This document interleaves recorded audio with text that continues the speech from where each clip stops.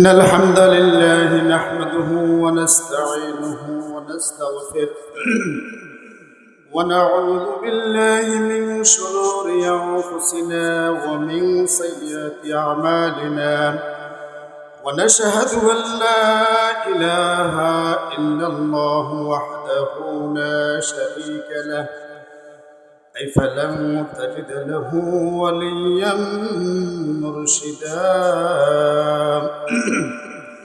ونشهد أن لا إله إلا الله وحده لا شريك له لا ضد له ولا ند له لا مثل له ولا مثيل له يا أيها الذين آمنوا صلوا عليه وسلموا تسليما اللهم صل على محمد وعلى آل محمد كما صليت على إبراهيم وعلى آل إبراهيم إنك حميد مجيد اللهم بارك على محمد وعلى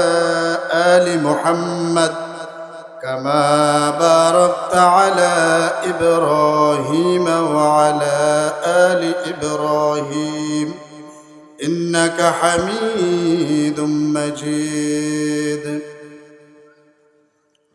পূর্ব সর্বশায় নুরানী তালিমুল কোরআন মাদ্রাসা ও হাফিজিয়া মাদ্রাসা কর্তৃক আয়োজিত আজকের এই সুবিশাল তাফসীরুল কোরআন মাহফিলে সম্মানিত সভাপতি, আলোচকবৃন্দ, মেহমানবৃন্দ, উপস্থিত আমার সামনে বাজার ব্যবসায়ী ভাইরা আসসালামু আলাইকুম রহমতুল্লাহি ওয়া বারাকাতুহু। আমরা সবাই আল্লাহর শুকরিয়া আদায় করছি, পড়ি আলহামদুলিল্লাহ। দরুদ আদায় করছি সর্বকালের সর্বশ্রেষ্ঠ নবী হযরত মুহাম্মদ রাসূলুল্লাহ সাল্লাল্লাহু আলাইহি ওয়াসাল্লামের প্রতি।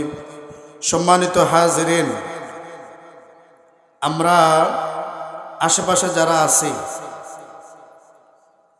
আমরা মাহফিলের সৌন্দর্য রক্ষার্থে মাহফিলের প্যান্ডেলে বসে যাই। একটা কথা একটু শোনেন, এরপরে দাঁড়িয়ে থাকবেন না বসবেন, সিদ্ধান্ত আপনারা নেবেন। মৌমাছি মধু আহরণ করার জন্য যদি ফুলের ডোগায় যদি না বসে নিচে বসে থাকে, অন্য ঢালে যদি বসে থাকে, তাহলে কখনো মধু সংগ্রহ করা সম্ভব হবে না। কোরআনের এই আলোচনা এটা কোনো কিচ্ছা কাহিনী গল্প নয়, এটা কোরআনের কথা হবে। যতক্ষণ যিনি বলেছে, আমার আগে বলেছে আমার বন্ধু, আমার প্রিয় ভাই হাফেজ মাওলানা শরীফুল ইসলাম কথা বলবেন, মাওলানা মিজানুর রহমান ভাই কথা বলবেন, বিশিষ্ট ইসলামী চিন্তাবিদ জহিরুল ইসলাম আল জাবিরি সহ আরও অনেক বিশেষ মেহমান, প্রধান মেহমান, সভাপতি মহোদয়। এ কারণে আমরা কোরআনের কথা শুনব, কে বলেছে সেটার দিকে খেয়াল করব না, কি বলছে সেটা শোনার জন্য বিনয়ের সাথে আবেদন করছি আমরা মাঠে বসে যাই। আল্লাহ আমাদের এই কথা বলা এবং বসা শোনা বাস্তবে আমলের মাধ্যমে আখিরাতের চূড়ান্ত ফলাফল যেন আমরা অর্জন করতে পারি, আল্লাহ পাক আমাদেরকে সেই তৌফিক দান করুক। সম্মানিত উপস্থিতি, আমি আপনাদের সামনে নির্দিষ্ট যে সময় দেওয়া হয়েছে, এই সময়ের ভিতরে আমি সূরা সফের 10 নম্বর আয়াত থেকে 13 নং আয়াত পর্যন্ত কিছু কথা বলার চেষ্টা করব ইনশাআল্লাহ।